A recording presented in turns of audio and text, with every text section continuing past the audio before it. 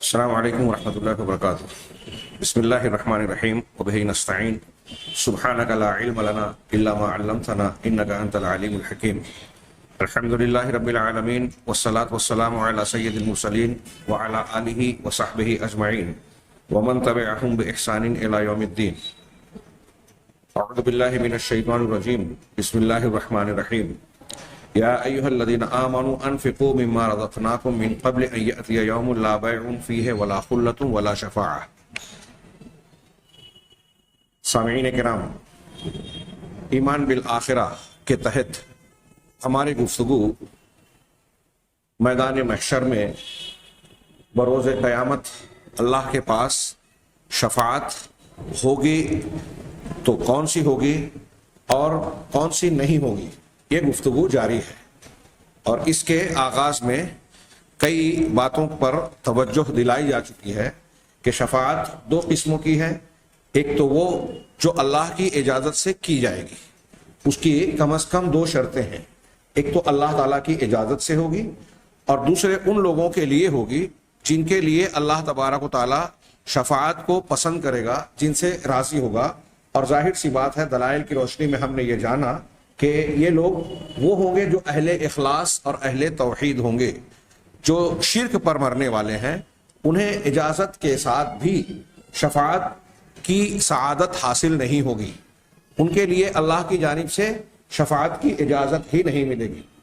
جن شفاعت کی اجازت ملے گی ان کا تذکرہ ہم نے گزشتہ درس میں تھوڑا سا شروع کیا تھا۔ پہلی شفاعت جس کو شفاعت کبریٰ کہا جاتا ہے، دنیا کے تمام انسانوں کے لیے حساب و کتاب کی سفارش، جیسا کہ بیان کیا گیا حدیث شفاعت میں، لمبی حدیث میں، کہ کچھ لوگ انبیاء کرام علیہ الصلاۃ والسلام کے پاس جائیں گے، پہلے حضرت آدم علیہ السلام کے پاس، ان کے بعد حضرت نوح، حضرت ابراہیم، حضرت موسیٰ، حضرت عیسیٰ علیہ الصلاۃ والسلام، ان انبیاء کرام کے پاس سے ہوتے ہوئے جناب محمد رسول اللہ صلی اللہ علیہ وسلم کے پاس پہنچیں گے اور آپ سے گزارش کریں گے کہ ہمارے حالات بڑے شدت اختیار کر چکے ہیں، لہٰذا آپ اپنے رب سے اجازت یہ دعا کیجئے، درخواست کیجئے کہ ہمارا حساب و کتاب ہو جائے۔ آپ مقام محمود پر تشریف لائیں گے، سجدہ ریز ہوں گے، حمد و ثنا کریں گے۔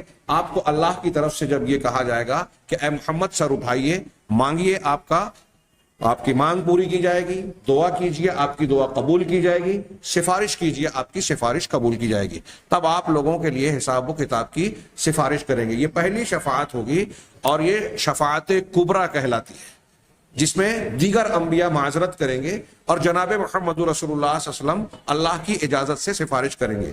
اس میں جہاں نبی کریم صلی اللہ علیہ وسلم کا مقام و مرتبہ سارے انسانوں کے مقابلے میں اعلیٰ اور بلند ثابت ہوتا ہے، وہیں یہ بھی ظاہر ہوتا ہے کہ نبی کریم صلی اللہ علیہ وسلم بھی یہ سفارش صرف اپنی مرضی سے بغیر اللہ کی اجازت کے نہیں کریں گے، آپ کو اجازت دی جائے گی تب کریں گے، اور اس سفارش کے لیے بھی آپ کے لیے حد مقرر کی جائے گی۔ یہ سفارش نبی کریم صلی اللہ علیہ وسلم کے لیے خاص ہوگی۔ اسی طرح دوسری سفارش جس کی اجازت ملے گی اور وہ جناب محمد رسول اللہ صلی اللہ علیہ وسلم کے لیے خاص ہے، وہ ہے آپ کی شفاعت اہل جنت کے لیے، جنت والوں کے لیے، کہ وہ جنت میں داخل ہو جائیں۔ اس پر متعدد روایات ہیں۔ حضرت انس بن مالک رضی اللہ تعالیٰ عنہ سے الگ الگ سند کے ساتھ حضرت امام مسلم رحمہ اللہ نے اپنی صحیح میں کئی روایتیں نقل کی۔ جیسے ایک روایت یہ ہے کہ نبی کریم صلی اللہ علیہ وسلم نے فرمایا، انا اول الناس یشفع فی الجنہ، میں لوگوں میں سب سے پہلا انسان، سب سے پہلا شخص رہوں گا جو جنت میں داخلے کے سلسلے میں سفارش کرے گا۔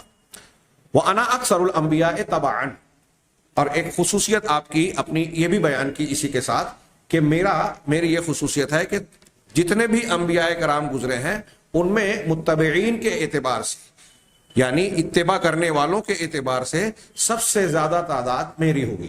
یعنی انبیاء کے پیروکار اور ایمان لانے والے جو گزرے ہیں ان میں جناب محمد رسول اللہ صلی اللہ علیہ وسلم پر ایمان لانے والے اور آپ کی اتباع کرنے والوں کی تعداد سب سے زیادہ ہوگی۔ یہی روایت دوسرے الفاظ سے یوں ہے، آپ نے ارشاد فرمایا، حضرت انس ہی راوی ہیں کہ آپ فرماتے ہیں، انا اکثر الانبیاء تبعی یوم القیامہ، میں قیامت کے دن انبیاء میں متابعت کے اعتبار سے سب سے زیادہ اکثریت والا رہوں گا۔ وَأَنَا أَوَّلُ مَن يَقْرَعُ بَابَ الْجَنَّةِ، اور میں سب سے پہلا شخص ہوں جو جنت کے دروازے کو دستک دے گا۔ تیسری روایت صحیح مسلم ہے، انہی سے روایت ہے کہ انا اول شفیع فی الجنہ، میں جنت کے بارے میں سب سے پہلا شفاعت کرنے والا رہوں گا۔ لم یصدق نبی من الانبیاء ما صدقت، جتنی انبیاء میں سے میری جتنی تصدیق کی گئی ہے کسی اور نبی کی اتنی تصدیق نہیں کی گئی، یعنی اتنے آپ پر ایمان لانے والے انبیاء پر ایمان لانے والے نہیں ہوں گے۔ وَأَنَّ مِنَ الْأَنْبِيَاءِ مَا يُصَدِّقُهُ مِنْ أُمَّتِهِ إِلَّا رَجُلٌ وَاحِدٌ، اور انبیاء میں سے بعض نبی ایسے بھی ہیں کہ ان پر ایمان لانے والے، ان کی تصدیق کرنے والے ان کی قوم سے صرف ایک انسان تھا، ایک آدمی تھا۔ یہ سب کے سب روایتیں جو میں نے پیش کی صحیح مسلم کی ہے، اور ایک وہ لمبی حدیث بھی ہے جس میں اللہ کے نبی صلی اللہ علیہ وسلم کا ارشاد ہے کہ آپ قیامت کے دن آئیں گے، لوگ مختلف، یہاں بھی تذکرہ ہے کہ آدم علیہ السلام سے ہو کر مختلف انبیاء کے پاس سے آئیں گے اور آپ کے پاس آ کر کہیں گے آخر میں کہ آپ جنت کے دروازے کو کھلوائیے۔ اس روایت میں بھی کئی ایسی باتیں ہیں جو قابل ذکر ہے، لیکن دوسرے مضامین میں اس کا تذکرہ ہوا ہے یا ہوگا کہ اللہ تبارک و تعالیٰ بندوں کے سامنے آئے گا۔ ہر انسان جن کی عبادت کرتا تھا اپنے اپنے معبود کے ساتھ میں وہ الگ الگ جائیں گے، پھر اللہ تعالیٰ ایک دوسری شکل میں مومنوں کے سامنے آئے گا، پوچھے گا تم کس کا انتظار کر رہے ہو؟ وہ کہیں گے اپنے رب کا انتظار کر رہے ہیں۔ تو کہے گا میں تمہارے رب ہوں، کہا ہم آپ کو نہیں پہچان رہے۔ تب اللہ تعالیٰ اپنی شکل میں آئے گا جس سے مومنین پہچانیں گے، اور پھر مومنین اللہ تعالیٰ کے پیچھے جائیں گے۔ اور پھر مزید تفصیلات ہیں، اس میں پل صراط وغیرہ کا بھی تذکرہ ہے، لمبی روایت ہے، بخاری مسلم میں موجود ہے۔ ان روایتوں سے پتہ چلا کہ جنت میں جانے کے لیے بھی سفارش کا حق، یعنی آغاز ہوگا دخول جنت کا تو سب سے پہلے جناب محمد رسول اللہ صلی اللہ علیہ وسلم کے ذریعے سے ہوگا۔ آپ سب سے پہلے اس کی سفارش کریں گے، آپ سب سے پہلے جنت میں جائیں گے۔ امتوں میں سب سے پہلے جو امت جنت میں داخل ہوگی وہ امت محمدیہ ہوگی۔ تیسری سفارش، یہ دونوں سفارشیں خاص ہیں، اور ان میں سے ایک سفارش وہ ہے جو عذاب میں تخفیف کے لیے کی جائے گی، کہ جہنم میں جانے والا انسان جہنم میں تو چلا جائے لیکن اس کے عذاب میں کچھ تخفیف کر دی جائے جو جہنم کا مستحق ہو چکا ہے۔ یہ نبی کریم صلی اللہ علیہ وسلم کی شفاعت اپنے چچا ابو طالب کے لیے ہوگی کہ ان کے لیے جہنم کے عذاب میں نرمی اور تخفیف برتی جائے۔ بڑی عبرت کا اور توجہ کا مقام ہے، ہم غور کریں۔ نبی کریم صلی اللہ علیہ وسلم کے سگے چچا ابو طالب، ان کے بارے میں یہ بات بخاری مسلم اور تواتر کے درجے سے حدیثوں میں ثابت ہے کہ ان کی موت کفر پر ہوئی۔ روافظ اور شیعہ کھینچتان کر یہ ثابت کرنے کی کوشش کرتے ہیں کہ چونکہ وہ حضرت علی کے والد ہیں، اور پھر ایک دلیل یہ دینے کی کوشش کرتے ہیں کہ جناب محمد رسول اللہ صلی اللہ علیہ وسلم کی یتیمی میں ولادت ہونے کے بعد آپ کی پرورش و پرداخت ابتدا میں ابو طالب ہی نے کی، انہوں نے اس کی ذمہ داری اٹھائی، لہذا وہ یہ ثابت کرنے کی کوشش کرتے ہیں کہ ابو طالب بھی اہل ایمان میں سے تھے۔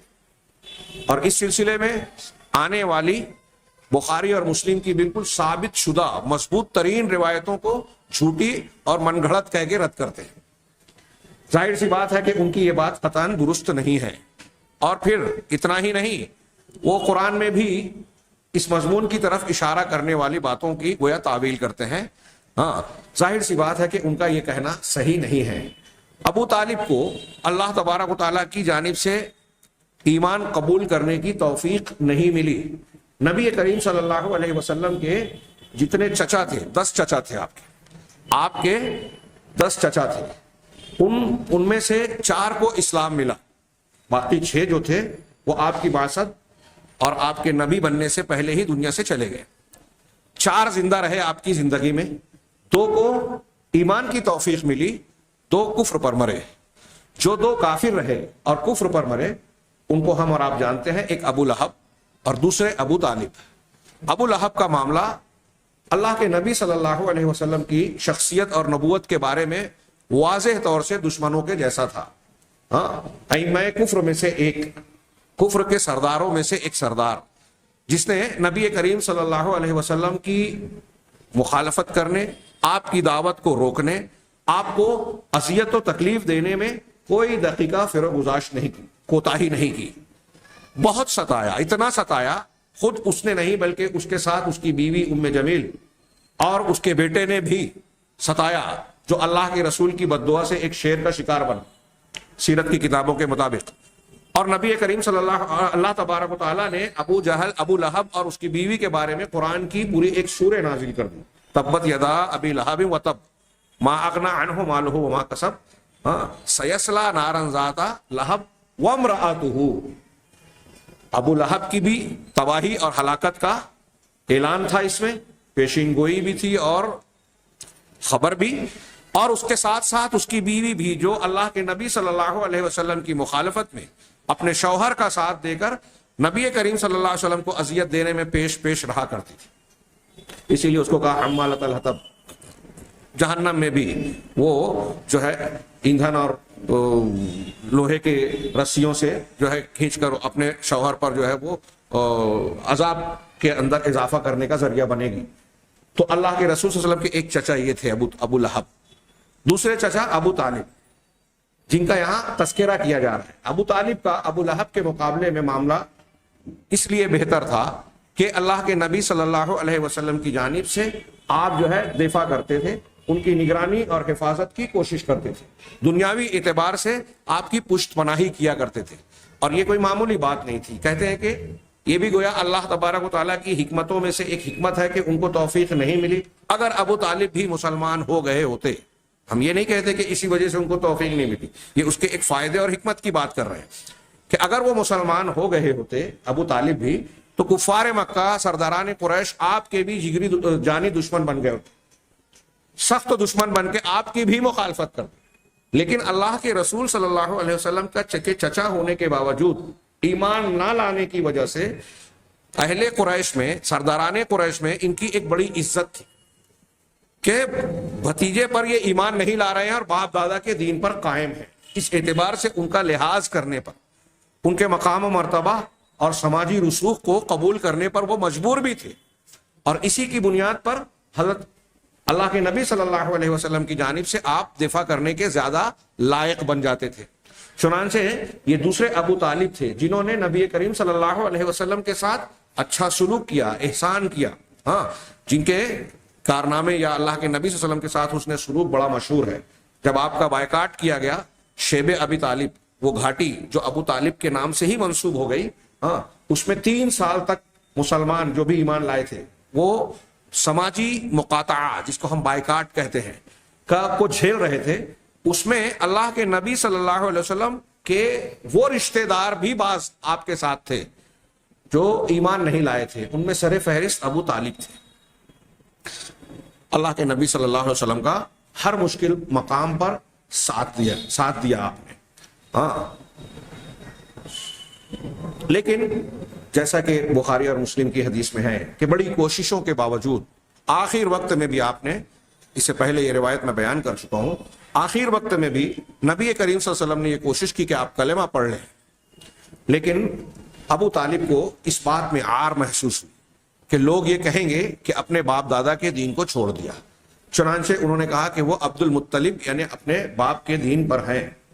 سے یہ بھی پتہ چلا کہ عبد المطلب کا جو دین تھا وہ شرک اور کفر والا تھا، نبی کریم صلی اللہ علیہ وسلم کا یا ملت ابراہیمی والا دین نہیں تھا، اور اس پر ان کی وفات ہوئی۔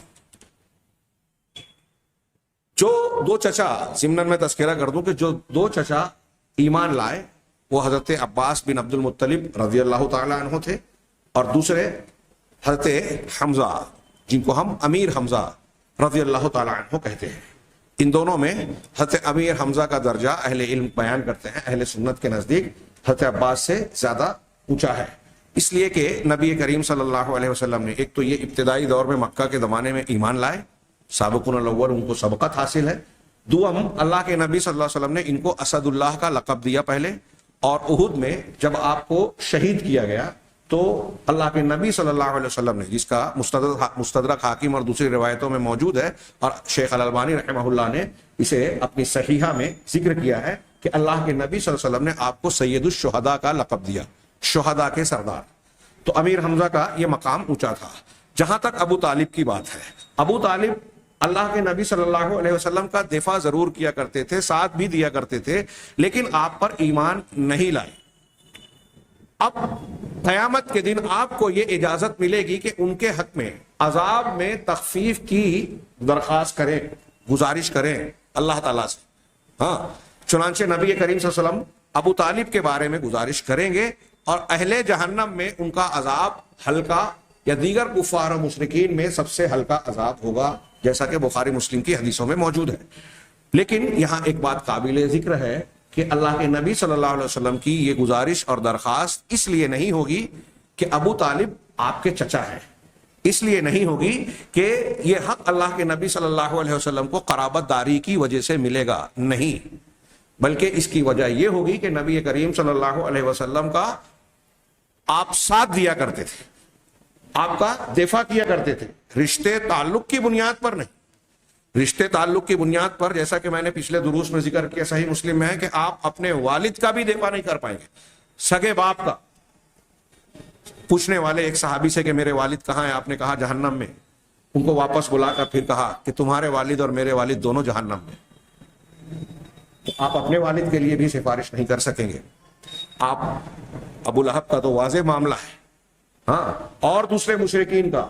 ام المومنین حضرت عائشہ صدیقہ نے پوچھا ایک مرتبہ کہ کیا عبداللہ بن جدعان، یہ بھی صحیح مسلم میں، جو جاہلیت میں بڑا اچھا انسان تھا، یہ وہی شخص تھا جس کے گھر میں حلف الفضول منعقد ہوئی تھی کہ مکہ میں آنے والوں کا ہم لوگ دفاع کریں گے، ان کی نگرانی کریں گے. نبی کریم صلی اللہ علیہ وسلم اس وقت نبی نہیں تھے، لیکن آپ شریک ہوئے تھے، اور نبوت کے بعد بھی آپ کہا کرتے تھے کہ اگر ویسا کوئی معاہدہ ہوگا تو آج بھی میں اس میں شریک ہوں گا. یعنی غیر مسلموں کے ساتھ مظلوموں کو ان کا حق دلانے اور ان کو ظلم سے بچانے کے لیے میں آگے آگے رہوں گا، چاہے غیر مسلموں کے ساتھ ہی کیوں نہ ہو. اسی کے گھر میں عبداللہ بن جدعان. تو پوچھا گیا کہ وہ صلہ رحمی کیا کرتا تھا، مسکینوں کو کھانا کھلاتا تھا عبداللہ بن جدعان، تو کیا یہ چیز اس کو فائدہ دے گی؟ تو اللہ کے نبی صلی اللہ علیہ وسلم نے فرمایا کہ لا تنفعہ، نہیں، اس کی یہ نیکیاں اس کو فائدہ نہیں پہنچائیں گی، کیونکہ اس نے ایک دن بھی یہ نہیں کہا کہ رب اغفر لی خطیئتی یوم الدین، او کما ورد فی الحدیث، کہ پروردگار قیامت کے دن میرے گناہ کو معاف کر دینا. یعنی وہ رب کو کی توحید کو نہیں مانتا تھا، آخرت پر ایمان نہیں رکھتا تھا. اگر یہ ایمان نہیں ہے تو پھر یہ نیکیاں کسی کام کی نہیں. یہ بنیادی مسئلہ دین کا ہر مسلمان کو جاننا ضروری ہے، اس کے جہالت جائز نہیں ہے کہ اگر آپ کا ایمان، آپ کی توحید صحیح نہیں ہے تو آپ کتنی بھی نیکیاں کر لیں، ذکر و اذکار کر لیں، روز تہجد پڑھیں، کبھی قضا نہ ہو، فرض چھوڑیے تہجد، اگر آپ شرک اکبر کے مرتکب ہیں تو یہ نیکیاں کسی کام کی نہیں. قرآن حدیث کی بہت سی دلیلیں اس پر وارد ہیں. ہماری گفتگو یہاں یہ چل رہی ہے کہ نبی کریم صلی اللہ علیہ وسلم اپنے چچا ابو طالب کی سفارش کریں گے، جس کے نتیجے میں ان کو سب سے ہلکا عذاب ہوگا اہل جہنم میں یا کفار و مشرکین کے بیچ. بخاری مسلم کی روایتیں ہیں، اور صحیح مسلم کی روایت کے ایک الفاظ میں یہاں پیش کروں کہ حضرت عباس بن عبد المطلب رضی اللہ تعالیٰ عنہ، رسول اللہ صلی اللہ علیہ وسلم کے چچا، وہ روایت کرتے ہیں آپ نے اللہ کے نبی صلی اللہ علیہ وسلم سے سوال کیا. ایک چچا دوسرے چچا کے بارے میں پوچھ رہے ہیں کہ اے اللہ کے رسول، یا رسول اللہ، حل نفعت ابی طالب، کیا آپ نے ابو طالب کو کوئی فائدہ دیا یا دے پائیں گے؟ ہاں، حل نفعت ابا طالب بشیء، کیا آپ سے کچھ فائدہ ہوگا ابو طالب کو؟ فإنه كان يحوطك ويغضب لك، اس لیے کہ وہ آپ کی حفاظت کیا کرتے تھے، آپ کا دفاع کیا کرتے تھے. یحوطک، حاطا یحوط مطلب آپ کو گھیرتے تھے، نگرانی کرتے تھے، اور یغضب لک، آپ کے لیے غصہ ہوتے تھے، مطلب آپ کا دفاع کیا کرتے تھے. ہاں، تو اللہ کے نبی صلی اللہ علیہ وسلم نے پوچھا. دیکھیے حضرت عباس نے وجہ بھی بتائی کہ ٹھیک ہے وہ کفر پر مر گئے، لیکن آپ کے ساتھ وہ اچھا معاملہ کرتے تھے، آپ کا دفاع کرتے تھے، تو کیا یہ چیز ان کو فائدہ پہنچائے گی یا آپ کے ذریعے سے ان کو کوئی فائدہ پہنچے گا؟ تو آپ نے کہا ہاں، ہوا فی ضحضاح من النار، ہاں، وہ جہنم کے بالکل کنارے کے حصے میں ہوں گے، آگ کے کنارے کے حصے میں. ضحضاح کہتے ہیں تھوڑے پانی کو، ہاں، پا بلب، یعنی کیا کہتے ہیں، پا اتنا پانی جس کے اندر پیر کا ٹخنوں تک کا حصہ ڈوب جائے. ندی کے کنارے اگر آپ اندر جائیں تو زیادہ گہرائی میں جانے سے پہلے کنارے کے حصے پہ جب آپ کھڑے ہوتے ہیں تو صرف پیر پانی میں جاتا ہے، زمین کا حصہ قریب ہوتا ہے، ہاں، تو اس کو کہتے ہیں زحزح، کنارے کا پانی، تھوڑا پانی. تو یہ آگ کے لیے یہاں استعمال کیا گیا کہ حضرت ابو طالب کے لیے جہنم کا وہ حصہ ہوگا، وہ طبقہ ہوگا جہاں آگ صرف ٹخنوں تک پہنچے گی. اور اس کے بارے میں اللہ کے نبی صلی اللہ علیہ وسلم کا اگلا جملہ ہے وَلَوْلَا أَنَا لَكَانَ فِي الدَّرْكِ الْأَسْفَلِ مِنَ النَّارِ، اگر میں نہ ہوتا تو ابو طالب جہنم کے سب سے نچلے طبقے میں ہوتے. ایمان ہو، اللہ کا خوف ہو، جہنم اور اس کے عذاب کی سختیوں پر یقین ہو تو آدمی یہ سن کر تھرا جائے، لرز جائے. نبی کریم صلی اللہ علیہ وسلم اپنے سگے چچا کے بارے میں کہہ رہے ہیں، اور اس سے اندازہ لگائیے وہ لوگ جو بابا بزرگوں اولیاء صالحین کی سفارش پر غلط مشرکین کی طرح عقیدہ رکھ کر ان کی قبروں کی زیارتیں کرتے ہیں، چکر لگاتے ہیں، اور یہ سمجھتے ہیں کہ قیامت کا دن کا دامن پکڑ کر مچل جائیں گے، بچ جائیں گے. سوچیے اللہ کے رسول صلی اللہ علیہ وسلم ابو طالب کے بارے میں میں نے اس سے پہلے روایت پیش کی، ان کی وفات کے بعد جب کلمہ نہیں پڑا تو آپ نے یہ کہا کہ میں دعا کروں گا. اس سے بھی منع کر دیا گیا اور کہا گیا کہ نبی کے لیے اور مومنوں کے لیے جائز نہیں ہے کہ مشرکین کے لیے دعا کریں، چاہے وہ قرابت دار ہی کیوں نہ ہو، قریبی رشتہ دار. یہ واضح ہو جانے کے بعد کہ وہ جہنمی ہے. کتنا صاف بیان ہے، سورہ توبہ کی تو آیت ہے، جا کے قرآن میں دیکھیے.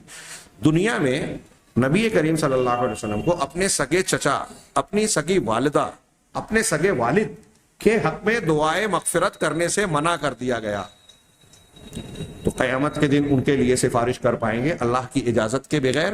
دنیا میں جس طرح لوگ سفارش کرتے ہیں کیا اللہ کے پاس ویسی سفارش ہوگی؟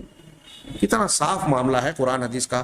لوگوں نے گھما پھرا کے خود گنجلک کر دیا، اپنے آپ کو دھوکے میں ڈالا، فریب میں ڈالا، اور غلط عقیدہ اختیار کر کے خوش فہمی میں جی رہے ہیں. آنکھیں کھولیں، بیدار ہوں، اللہ کے کلام اور رسول اللہ صلی اللہ علیہ وسلم کے ان فرامین پر نگاہ ڈالیں.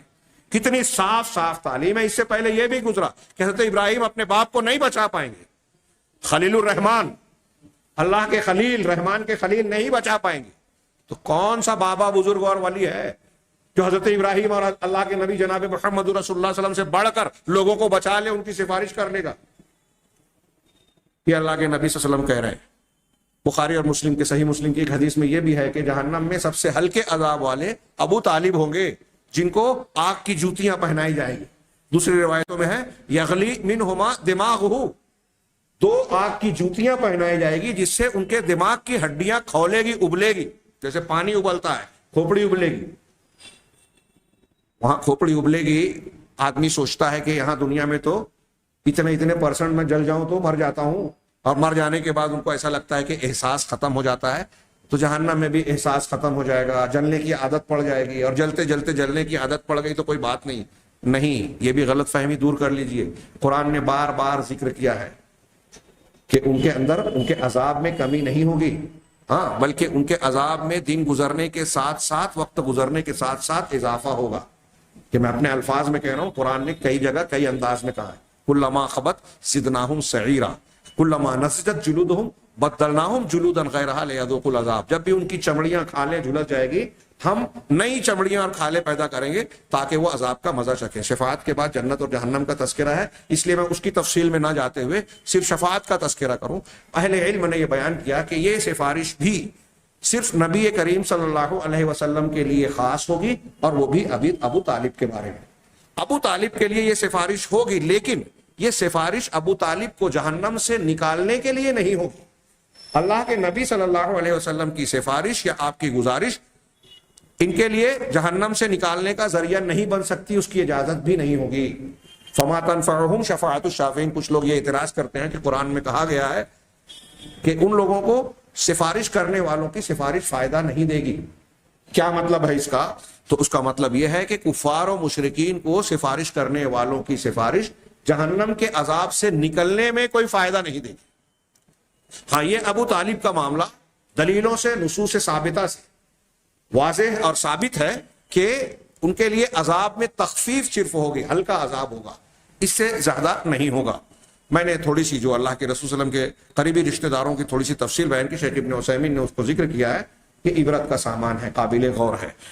اسی طریقے سے ایک سفارش وہ ہوگی کہ جو شخص جہنم کا مستحق ہو چکا ہوگا اہل ایمان میں سے، اہل ایمان میں سے جو جہنم کا مستحق ہو چکا ہوگا اس کے لیے سفارش ہوگی۔ یہ سفارش تمام انبیاء، صدیقین اور اہل ایمان، نبی کریم صلی اللہ علیہ وسلم تو کریں گے ہی، دوسرے انبیاء، صدیقین اور اللہ کے برگزیدہ بندے اللہ کی اجازت سے یہ سفارش کریں گے۔ ہاں، اب اس میں بھی دو طرح کے لوگ ہوں گے جو جہنم میں جانے کے مستحق ہو چکے ہیں۔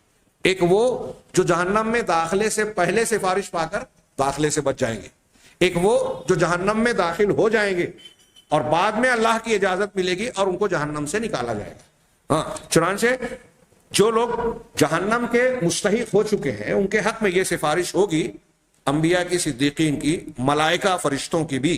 ہاں، اللہ تعالیٰ تو یہ ان کے حق میں جب سفارش ہوگی تو ان کو بچا لیا جائے۔ شیخ ابن عثیمین نے اس کی مثال دیتے ہوئے یہ بھی کہا کہ جیسے اللہ کے نبی صلی اللہ علیہ وسلم یا عام مومنین دنیا میں کسی مسلمان کے لیے دعائے خیر کرتے ہیں تو یہ دعا ان کے لیے بچاؤ کا، جہنم سے محفوظ رہنے کا ذریعہ بن جاتی ہے، بن سکتی ہے۔ جیسے صحیح حدیث ہے، اللہ کے نبی صلی اللہ علیہ وسلم فرمایا کہ اگر کوئی مسلمان ہے، اس کے جنازے میں اگر 40 ایسے افراد شریک ہوں، 40 ایسے افراد جنہوں نے شرک نہ کیا ہو، اہل توحید کے درمیان رہنے کی دیکھیے ایک فضیلت ہے۔ آپ ایسی جگہ رہے کہ آپ کے جنازے میں توحید والے شریک ہوں، قرآن و حدیث کو ماننے والے، وہ لوگ جو شرک نہ کرتے۔ اللہ کے نبی صلی اللہ علیہ وسلم نے فرمایا کہ اگر ایسا کوئی مسلمان ہے جس کے جنازے میں 40 لوگ ہیں جو اس کے لیے مغفرت کی دعا کرے تو اللہ تبارک و تعالیٰ اس کی بخشش کر دیتا ہے، یعنی وہ جنت میں جائے گا۔ اسی طرح نبی کریم صلی اللہ علیہ وسلم نے بہت سارے ان لوگوں کو جو آپ کی حیات طیبہ میں گزر گئے، بہت سارے دیگر مسلمانوں کے لیے بھی دعائے خیر کی، تو ظاہر سی بات ہے کہ آپ کی دعا سے ان کی بخشش ہوگی، ان کو جنت میں داخلہ ہوگا۔ یہ دنیا میں گویا ہوا۔ ایسے ہی میدان محشر میں، آخرت میں بھی اللہ کے نبی صلی اللہ علیہ وسلم مومنین، فرشتے، دوسرے انبیاء، صدیقین اپنے رشتہ داروں کے لیے، قرابت داروں کے لیے جو گنہگار ہیں، ایمان والے ہیں، شرک اور کفر اکبر نہیں ہیں، یہ بات بار بار دماغ میں رہے۔ ہر کسی کے لیے جن کو اجازت بھی ملے گی سفارش کرنے کی، وہ کسی کے لیے بھی نہیں کہ مجھے اجازت مل گئی تو میں اپنے تمام رشتہ داروں کے لیے سفارش کر لوں، ایسا نہیں ہو سکتا۔ انہی کے لیے ہوگا جو توحید والے ہیں، جن کے عمل اعتقاد میں شرک نہیں ہے۔ یہ جو میں کہہ رہا ہوں یہ قرآن حدیث کی بالکل صاف صاف دلیلیں موجود ہے، اور اہل سنت والجماعت کے تمام سلف اور خلف علماء کا متفقہ مسئلہ ہے، اجماعی مسئلہ ہے۔ تو جو لوگ جہنم میں جانے کے مستحق ہوں گے ان کے لیے سفارش ہوگی کہ یہ جہنم میں نہ جائیں۔ علامہ ابن ابی العز حنفی نے صفات موزونہ جس کی اجازت ہوگی اس کی قسموں میں ایک قسم یہ بھی بتائی کہ کچھ لوگ جو ہوں گے اہل اعراف، سورۃ الاعراف قرآن مجید میں ہے، اصحاب اعراف کا ذکر جس میں کیا گیا ہے، جنت اور جہنم کے بیچ میں ایک دیوار، اور کچھ ایسے لوگ جو ایمان والے ہی ہوں گے لیکن ان کی نیکیاں، نامہ اعمال میں جب وزن ہوگا تو نیکیاں اور برائیاں برابر برابر ہوں، نہ وہ جنت میں جائیں گے نہ جہنم میں ابتداء، لیکن قرآن کا سیاق ہے کہ وہ جنت میں گئے نہیں ہوں گے لیکن اس کی امید رکھیں گے، جس میں اشارہ ہے کہ وہ بعد میں جنت میں جائیں گے۔ تو علامہ ابن ابی العز حنفی رحمہ اللہ اور دوسرے بعض علماء کہتے ہیں کہ ان کے حق میں بھی انبیاء، صلحاء، فرشتوں کی سفارش ہوگی کہ وہ جنت میں چلے جائیں، نیکیاں برائیاں دونوں برابر ہیں۔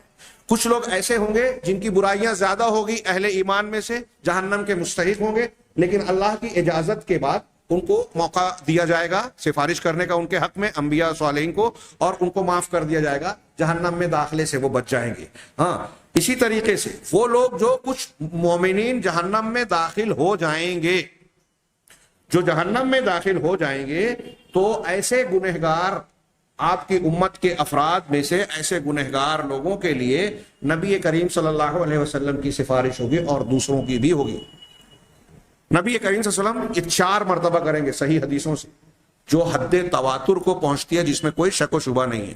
کوئی منکر حدیث اس کا رد کرے، معتزلہ، خوارج اس کو نہیں مانتے تھے، بدعتیوں میں سے 2 گروہ ایسے گزرے ہیں، معتزلہ اور خوارج۔ میں بار بار ان کا ذکر کرتا ہوں تو آپ یہ نہ سمجھیں کہ یہ لوگ آج پائے نہیں جاتے، خوارج ہیں، معتزلہ اس نام سے نہیں ہے. آج جو لوگ بھی دنیا میں عقلیت کی بنیاد پر دینی باتوں کو سمجھتے ہیں، خاص طور سے عقیدے کی، ان کے یہاں معتزلہ کا ہی اصول کام کرتا ہے، عقل پرستی. اب وہ چاہے جس گروہ سے تعلق رکھتے ہوں، اصول ان کا موجود ہے. تو ان کے یہاں ایک اصول یہ تھا کہ اگر کوئی آدمی گناہ کبیرہ کا مرتکب ہو جائے، گناہ کبیرہ کا کسی نے ارتکاب کر لیا، تو معتزلہ اور خوارج دونوں یہ مانتے تھے کہ وہ اسلام سے خارج ہو گیا. آج ہمارے یہاں جس طرح تحریکی لوگ اخوان المسلمین کے اور دوسرے سید قطب کی کتابوں میں، تفسیر میں جگہ جگہ بیان کیا گیا ہے کہ آج مسلمانوں میں لوگ مسجدوں کے منبر و محراب سے نماز پڑھا رہے ہیں، اذان دے رہے ہیں، اشہد اللہ الہ الا اللہ کہتے ہیں، لیکن لا الہ الا اللہ پر نہیں ہے، کافر ہو گئے، اسلام سے خارج ہو گئے. پوری دنیا کے مسلمان اسلام سے خارج ہو گئے سوائے ان کے جو ان کی فکر کے حامل ہیں. یہ میں ہوائی بات نہیں کہہ رہا ہوں، منہج سلف کے بارے میں انشاءاللہ حوالے سے یہ باتیں پیش کروں گا. تو یہ کفر کا فتویٰ دیتے ہیں اہل ایمان کے لیے، کس بنیاد پر؟ بعض گناہوں کے ارتکاب کی بنیاد پر.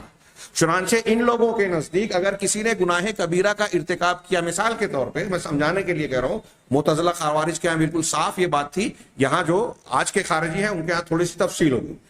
وہ کہتے تھے کہ اگر ایک آدمی نے، ایک مسلمان نے زنا کر لیا، زنا کا ارتکاب کر لیا، یا سود کھا لیا، یا چوری کر لی، تو وہ اسلام سے خارج ہو گیا، کافر ہو گیا، اور اب مر گیا تو کبھی بھی جہنم سے نہیں نکلے گا، کیونکہ وہ کافر ہے. اس میں الفاظ اور نام کے اعتبار سے خوارج اور معتزلہ میں تھوڑا سا اختلاف ہے. معتزلہ کہتے ہیں کہ وہ اسلام سے تو نکل جائے گا، کافر نہیں ہوگا. منزلۃ بین المنزلتین، دو مقامات کے بیچ میں ایک مقام پر رہے گا، کفر اور اسلام کے دو مقام کے بیچ میں ایک تیسرے مقام پر رہے گا، لیکن یہ مانتے ہیں کہ وہ جہنم میں ہمیشہ رہے گا.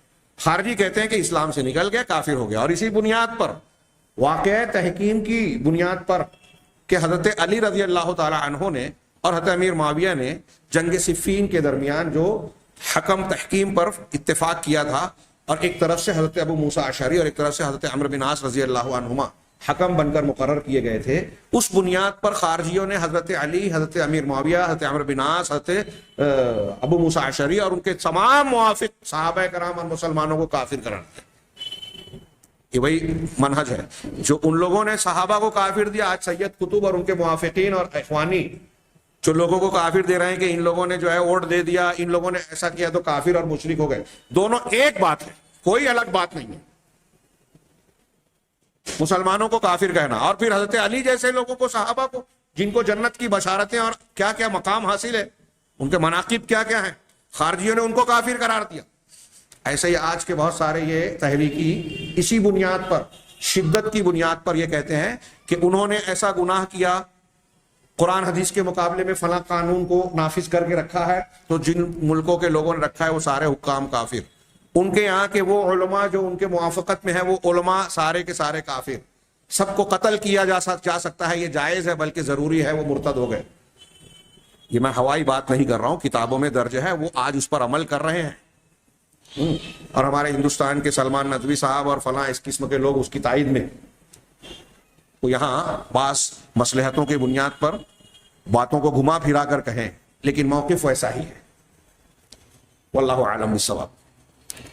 تو بات تھوڑی سی پھیل گئی. خوارج اور معتزلہ اپنے اسی اصول کی بنیاد پر یہ کہتے ہیں کہ جو جہنم میں چلا گیا ان کے لیے سفارش نہیں ہوگی. لیکن ایک نہیں، دو نہیں، 5-7 نہیں، سینکڑوں حدیثیں، تعداد کے اعتبار سے بھی بہت ساری حدیثیں، اور درجے کے اعتبار سے بھی حد تواتر کو، متواتر، اس سے پہلے میں متواتر کی تعریف بیان کروں گا، ہر طبقے میں اتنے روایت کرنے والے ثقہ سچے راوی ہوں جن کا عادتاً بھی جھوٹ پر اتفاق کرنا ناممکن ہو، ایسی روایت کو متواتر کہا جاتا ہے. قرآن ہم تک متواتر، تواتر سے پہنچا ہے. بعض حدیثیں بھی متواتر ہیں، تو یہ بھی متواتر درجے کو پہنچتی ہیں حدیثیں جن میں یہ تذکرہ ہے کہ ایمان والے جو جہنم میں جائیں گے ان کے حق میں اللہ کی طرف سے اجازت ملے گی. جناب محمد رسول اللہ صلی اللہ علیہ وسلم ان کے لیے اور بعض دوسرے انبیاء، صدیقین، شہداء، صالحین اور فرشتے ان کے حق میں سفارش کریں گے اللہ کی اجازت سے.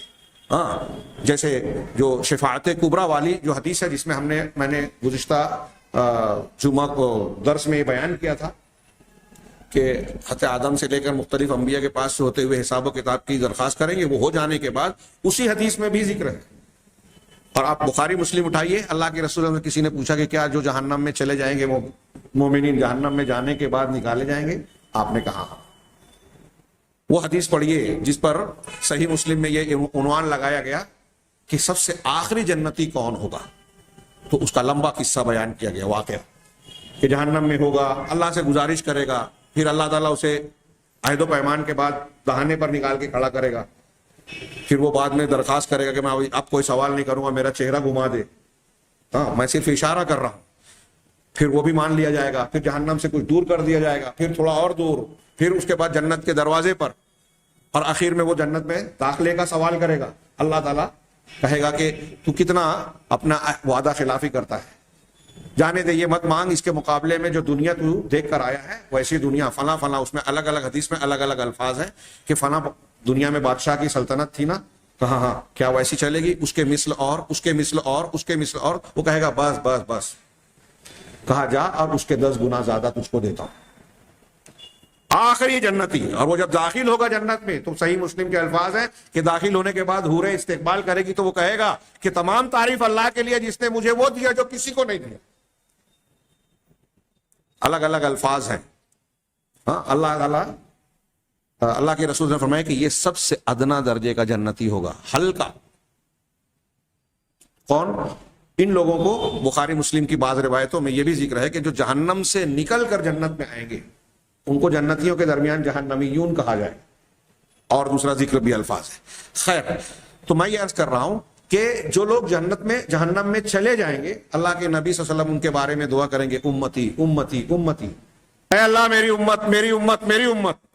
آپ کو کہا جائے گا کہ جاؤ جہنم میں، ہاں ایسا کوئی شخص ہو جس کے دل میں رائی دانے کے جو کے دانے کے برابر بھی اگر ایمان ہے تو اسے آپ نکال لیں، یہ پہلی اجازت ملے گی، ان کو نکالا جائے گا۔ پھر اس کے بعد دوبارہ آپ امتی امتی امتی کہیں گے، پھر آپ کو کہا جائے گا کہ جاؤ جس کے اندر اس کا آدھا ہو، جو کہ آدھے دانے کے برابر، مثقال ذرہ، ذرے برابر، ذرے سے بھی کمتر، اس سے ادنا، پھر آپ کو دوبارہ، پھر تیسری مرتبہ، پھر چوتھی، 4 مرتبہ آپ کو اجازت ملے گی، اور دوسرے اہل ایمان کو بھی۔ لیکن میں پھر بات کہوں، یہی شرط کہ ان کے اندر شرک اکبر کفر اکبر اگر ہوگا تو ان کے لیے اجازت۔ یہاں دیکھیے کہ جس کے دل میں ایمان ہو، اس سے یہ بھی پتہ چلا کہ ایمان کم زیادہ ہوتا ہے، اس کے باوجود کوئی اس کا انکار کرے تو وہ کتنی صریح دلیل کا انکار کر رہا ہے۔ رائی کے دانے کے، کیا جو کے دانے کے برابر، اس سے کم اس سے کم اس سے کم، تو یہ ایمان کا ادنا درجہ ہے نا۔ اور جو پہلے سب سے جنت میں جانے والے ہیں، جو بغیر حساب کے جنت میں جانے والے، وہ ایمان میں سب سے اونچے اور اعلیٰ ہے، اور یہ سب سے ادنا ایمان والے ہوں گے جو سب سے اخیر میں جنت میں جائیں گے، جہنم میں جانے کے بعد نکال کر جنت میں ڈالے جائیں گے، لیکن ان کے اندر ایمان ہوگا، لا الہ الا اللہ ہوگا، توحید ہوگی۔ چنانچہ یہ کہہ رہے ہیں کہ جو شخص جہنم میں داخل ہو جائے گا تو اس کے لیے بھی اجازت ملے گی جو کہ وہ جہنم سے نکالا جائے۔ اور نبی کریم صلی اللہ علیہ وسلم کی اہل ذنوب گنہگار لوگوں کے لیے، اپنی امت کے گنہگار لوگوں کے لیے سفارش، یہ صحابہ تابعین جو احسان کے ساتھ اللہ کے رسول کے صحابہ کی اتباع کرنے والے ہیں، اور تمام مسلمانوں کے ائمہ کے نزدیک متفق علیہ ہے۔ اس کا اہل بدعت میں سے بہت سارے لوگوں نے انکار کیا، خوارج، معتزلہ اور ان کے علاوہ کچھ لوگ، ہاں، وقال ہؤلاء، اور ان لوگوں کا کہنا یہ ہے کہ من يدخل النار لا يخرج منها، جو جہنم میں داخل ہو جائے گا اس سے نکلے گا نہیں، لا بشفاعت ولا بغیرها، نہ سفارش کے ذریعے سے اور نہ سفارش کے علاوہ کسی اور ذریعے سے۔ جبکہ یہیں رک کر میں ایک اور بھی روایت بیان کر دوں، میرے سامنے ہے لیکن وقت کم ہے، صرف میں اشارہ کروں، بخاری مسلم وغیرہ میں ایک روایت ہے کہ سارے لوگوں کی سفارش ہو جانے کے بعد اللہ تعالیٰ کہے گا، اللہ تعالیٰ بذات خود فرمائے گا کہ شفاعت الشافعون، شفاعت النبیون والملائکہ وشفاعت الملائکہ والصالحون، الگ الگ الفاظ ہیں حدیث میں کہ نبیوں نے سفارش کر لی، فرشتوں نے سفارش کر لی، نیک بندوں نے اور سفارش کرنے والوں نے سفارش کر لی، فلم یبق الا ارحم الراحمین، اب ارحم الراحمین کے علاوہ کوئی بچا نہیں ہے۔ تب اللہ تبارک و تعالی جہنم میں فیقبض قبضۃ من اہل النار، جہنم میں اپنا ایک مٹھا ڈال کر نکالے گا۔ اس سے اللہ کے لیے قبضہ یا مٹھا ثابت ہوتا ہے، اور بھی قرآن کی آیتوں میں بھی ہے، کیسا ہے ہم نہیں جانتے۔ تو ایک بڑی تعداد نکالے گا ایسے ایمان والوں کی جنہوں نے کبھی بھی کوئی نیکی کا کام نہیں کیا، اور ان کو جہنم سے نکالے گا اللہ تبارک۔ یہ سفارش کے بغیر اللہ تعالیٰ خالص اپنے رحم و کرم کی بنیاد پر نکالے گا۔ اور یہی میں یہ بھی ذکر کر دوں کہ یہ جو سفارش ہوگی جس کو اللہ اجازت دے گا کہ تم سفارش کرو ان کے حق میں کرو۔ علامہ ابن تیمیہ رحمہ اللہ نے جو بیان کیا، میں نے آیت الکرسی کی تفسیر میں اس کو بڑی مفصل انداز میں شیخ محمد بن عبد الوہاب نے علامہ ابن تیمیہ کی جو عبارت کے بعد کتاب التوحید میں نقل کی کہ اس کی حقیقت کیا ہے، کیوں اللہ تعالیٰ کچھ لوگوں کو کہے گا کہ تم سفارش کرو اور ان کے لیے کرو، اللہ تعالیٰ خود ہی چاہے گا تو معاف کر دے گا۔ اللہ چاہے تو ایسے ہی معاف کر سکتا ہے نا، پھر کیوں ایسا کرے گا؟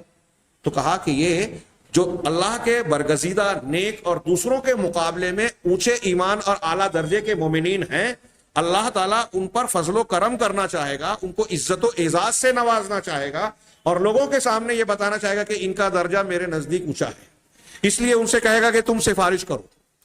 اور جو گنہگار مومنین ہیں ان کو اللہ تعالیٰ کی مشیت ہوگی کہ ان کو معاف کرے گا، اللہ کی ہی خواہش کی مشیت اور ارادہ فیصلہ ہوگا کہ ان کو معاف کرے، لیکن اللہ تعالیٰ ان کو معاف کرنے کے لیے کہے گا کہ ان کے لیے سفارش کرو، تم لوگ کرو۔ یہ اس سفارش کی حقیقت ہے، اللہ کے اختیار والی بات ہے، انسان کے اختیار میں، کسی نبی پیغمبر فرشتے کے اختیار میں نہیں ہے کہ اللہ تعالیٰ کو مجبور کرے، دباؤ ڈالے، یا اس طرح کا ماحول بنائے کہ اللہ تعالیٰ نہ چاہتے ہوئے بھی کچھ چیز دینے پر مجبور ہو جائے۔ ایسا معاملہ نہیں، اللہ تعالیٰ خود ہی دینا چاہے گا، لیکن ایسا کرنے کے لیے اہل ایمان میں جو اعلیٰ درجے کے ہیں ان کو اعزاز سے نوازے گا کہ تم سفارش کرو، اور جو کم درجے کے ہیں ان کو معاف کرنا چاہے گا، اپنا فضل و کرم ان پر کرنا چاہے گا کہ ان کے لیے کرو۔ اختیار اللہ کے ہاتھ میں ہی ہوگا، یہ اس سفارش کی حقیقت ہے۔ آگے وہ کہتے ہیں کہ یہ لوگ جو ایسا مانتے ہیں کہ جو مسلمان ہو یا غیر مسلم جب جہنم میں داخل ہو گیا تو جہنم سے نکلے گا نہیں، تو ان کا کہنا یہ ہے کہ جو جنت میں داخل ہو گیا تو وہ جہنم میں نہیں داخل ہوگا، اور جو جہنم میں داخل ہو گیا وہ جنت میں نہیں جا سکے گا۔ ہاں، تو ان کا کہنا یہ ہے کہ ایک ہی شخص کے اندر ثواب اور عقاب، اجر و ثواب، انعام اور سزا، دونوں چیزیں اکٹھا نہیں ہو سکتی۔ ان شفاعت کے منکرین میں، یہ لوگ جو شفاعت کے منکرین ہیں، یہاں اس کا بھی تذکرہ نہیں ہے، میں اس کا ذکر کر دوں جو شرح العقیدہ طحاویہ میں ہے، کہ یہ لوگ ایک سفارش کو مانتے ہیں، وہ یہ کہ جنت میں جو لوگ چلے جائیں گے مومنین، جنت میں داخل ہونے کے بعد ان کو جو درجہ اور مقام حاصل ہوگا، ان کے لیے ایک سفارش یہ بھی ہوگی جو قرآن و حدیث سے ثابت ہے، حدیثوں سے ثابت ہے، کہ ان کے اس مقام اور مرتبے کو اور اونچا کر دیا جائے جن کے جو اپنے عمل کے وجہ سے وہ حقدار بنے، اس درجے سے زیادہ اونچا درجہ ان کو دیا جائے، یہ ایک سفارش ہوگی۔ اس سفارش کو خوارج اور معتزلہ جو باقی سفارشوں کا انکار کرتے ہیں وہ اس کو مانتے ہیں۔ بہرحال ان دو سفارشوں کا، شفاعتوں کا انکار کرنے والے دلیل کیا دیتے ہیں کہ قرآن مجید میں اللہ نے فرمایا وَاتَّقُوا يَوْمًا لَا تَجْزِي نَفْسٌ عَن نَفْسٍ شَيْئًا، اس دن سے ڈرو جس دن کوئی نفس، کوئی ہستی، کسی نفس کسی ہستی سے کچھ بھی فائدہ، کسی ہستی کو کچھ بھی فائدہ نہیں دے سکے گی، کوئی کسی کے کام نہیں آئے گا۔ قرآن کی آیت کہہ رہی ہے وَلَا يُقْبَلُ مِنْهَا شَفَاعَةٌ، اور کسی سے سفارش قبول نہیں کی جائے گی۔ قرآن کہہ رہا ہے کہ سفارش قبول نہیں کی جائے گی، اور تم کہتے ہو کہ سفارش قبول کی جائے گی، یہ ان کا کہنا ہے۔ ہاں، وَلَا يُؤْخَذُ مِنْهَا عَدْلٌ، اور نہ ہی ان سے کوئی عدل یعنی فدیہ اور بدلہ لیا جائے گا کہ چلو کچھ پیسہ یا کوئی چیز بدلہ دے دو اور عذاب سے بچا لو، جیسا کہ قرآن میں ہے کہ اگر کافر لوگ قیامت کے دن دنیا اور دنیا کے اندر کے جتنے بھی موجود ہیں اتنا سونا بھی اگر دے دے میں تو بھی عذاب سے پہلے تو ان کو یہ ملے گا نہیں، اگر مل بھی جائے اور وہ دینا چاہیں کہ یہ لے لے پروردگار اور ہم کو عذاب سے چھٹکارا دے دے تو ایسا ہوگا نہیں، قرآن کی آیت کہتی ہے۔ بہرحال اس آیت میں یہ ہے کہ ان سے شفاعت، سفارش اور فدیہ قبول نہیں کیا جائے گا۔ اسی طرح قرآن میں اللہ تعالیٰ کا ایک فرمان یہ بھی ہے یا ایھا الذین آمنوا انفقوا مما رزقناکم، اے ایمان والو جو کچھ ہم نے تمہیں روزی عطا کی ہے ان میں سے خرچ کرو، من قبل ان یاتی یوم، اس سے پہلے کہ وہ دن آ جائے، لا بیع فیہ ولا خلہ، جس میں نہ کوئی بیع ہوگی، لین دین اور سودا ہوگا، ہاں، اور نہ ہی دوستی یاری ہوگی، ولا شفاعہ، اور نہ ہی کوئی سفارش ہوگی۔ یہ اس آیت سے بھی استدلال کیا۔ اسی طرح قرآن میں ہے کہ ما للظالمین من حمیم ولا شفیع یطاع، نہ ظالموں کا نہ کوئی وہاں دوست ہوگا اور نہ ہی کوئی سفارشی ہوگا جس کی بات مانی جائے۔ ہاں، یہ سورہ غافر کی آیت ہے۔ اور آخری آیت جو انہوں نے پیش کی ہے کہ قرآن کا ارشاد ہے سورہ مدثر میں کہ فما تنفعہم شفاعت الشافعین، کہ ان کو سفارش کرنے والوں کی سفارش فائدہ نہیں دے گی۔ یہ چند آیتیں ہیں جس سے انہوں نے یہ دلیل دی کہ قیامت کے دن جو لوگ جہنم میں چلے جائیں گے یا جو گنہگار ہوں گے، عذاب کے مستحق ہوں گے، ان کے لیے کوئی بھی سفارش کام نہیں آئے گی، قرآن کی آیتیں کہتی ہیں۔ تو اس کا جواب اہل سنت والجماعت کے علماء نے یہ دیا کہ یہ جو ان آیتوں میں سفارش کا جو رد کیا گیا ہے، شفاعت کا رد کیا گیا ہے، اس کا دو جواب ہے۔ پہلا جواب یہ کہ انہا لا تنفع المشرکین، کہ سفارش کرنے والوں کی سفارش فائدہ نہیں دے گی مشرکین کو۔ جیسے ابھی ہم نے پڑھا کہ ابو طالب کے لیے تخفیف عذاب کی اجازت ملے گی، جہنم سے نکلنے کی کا فائدہ نہیں دے گی۔ تو مشرکین کو کوئی فائدہ نہیں دے گی لوگوں کی سفارش، بلکہ اجازت بھی نہیں ملے گی، جیسا کہ اللہ تعالیٰ نے قرآن مجید میں ذکر کیا۔ سورہ مدثر کی جس آیت کا تذکرہ کیا، اس سے پہلے کی آیتیں پیش کی انہوں نے کہ جہنمیوں سے لوگ پوچھیں گے، جنت والے، ما سلککم فی سقر، سقر جہنم کا ایک نام ہے، سقر میں تم کو کس نے ڈال دیا؟ قالوا لم نک من المصلین، تو وہ جواب دیں گے کہ ہم نمازیوں میں سے نہیں تھے، نماز پڑھنے والے نہیں تھے، نماز نہ پڑھنے کی وجہ سے۔ وَلَمْ نَكُ نُطْعِمُ الْمِسْكِينَ، اور نہ ہی ہم مسکین کو کھانا کھلاتے تھے۔ نماز اللہ کا حق ہے، کھانا کھلانا بندوں کا حق ہے، دونوں میں سے ایک ایک کا ذکر کیا کہ نہ اللہ کا حق ادا کرتے تھے نہ بندوں کا حق ادا کرتے تھے۔ وَكُنَّا نَخُوضُ مَعَ الْخَائِضِينَ، اور ہم ٹھٹھا مذاق اڑانے والوں کے ساتھ مذاق اڑایا کرتے تھے۔ یہ شریعت کے باتوں کا رد کرتے تھے، ہنسی مذاق اڑاتے تھے۔ وَكُنَّا نُكَذِّبُ بِيَوْمِ الدِّينِ، اور ہم یوم الدین یعنی قیامت کے دن کی تکذیب کرتے تھے، جھٹلاتے تھے، انکار کرتے تھے کہ قیامت آنے والی نہیں ہے۔ یہ اسباب ہیں ہمارا جہنم میں آنے کے اسباب ہیں۔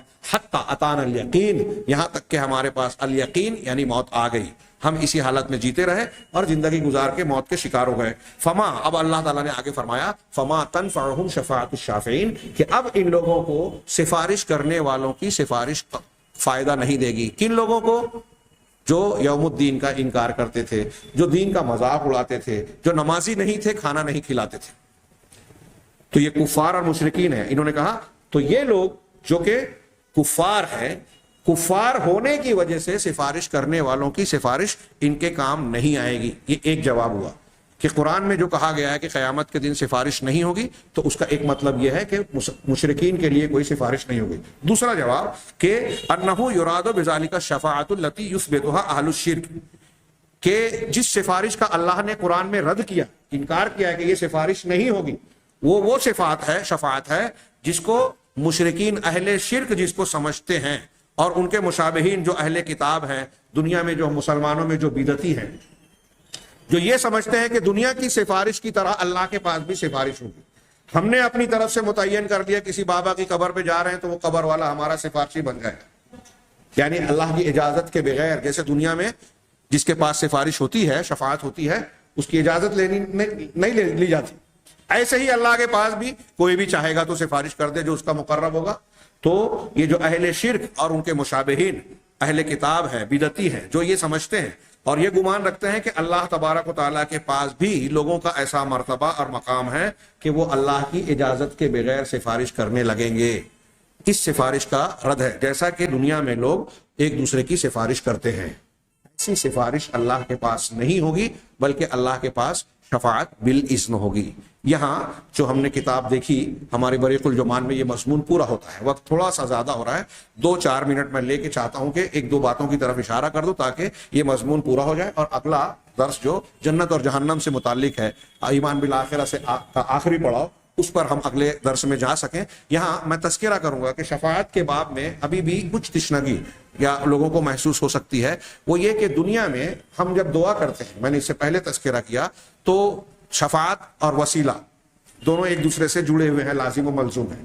جس کو شفاعت کا ذریعہ مانا جاتا ہے، ان کو وسیلہ سمجھ کر ان کو پکارا جاتا ہے۔ تو بعض لوگ ہمارے یہاں دعا کرتے ہیں کہ فلاں کے بدلے میں، طفیل میں، صدقے میں، اس کے جاہ و مرتبہ کے بدلے میں تو اللہ تعالیٰ مجھے دے دے۔ تو پہلا سوال یہ ہے کہ اگر میں یہ کہوں فلاں انسان بہت نیک ہے، پرہیزگار ہے، بندہ نیک ہے، اللہ سے کہوں کہ اے اللہ میں اس کے، وہ نمازی ہے، وہ نیک بندہ ہے، وہ اچھا ہے، اس کے طفیل میں تو مجھے معاف کر دے، تو اگر وہ نیک ہے تو آپ کو کیوں معاف کیا جائے؟ اگر میں یہ کہوں کہ آج موسم بڑا اچھا ہے، آج ایسا ہے، اس لیے آپ مجھے 1 لاکھ روپیہ دے دیجیے، تو موسم اچھا ہے تو میں کیوں 1 لاکھ روپیہ دوں؟ اس سے کوئی تعلق ہے؟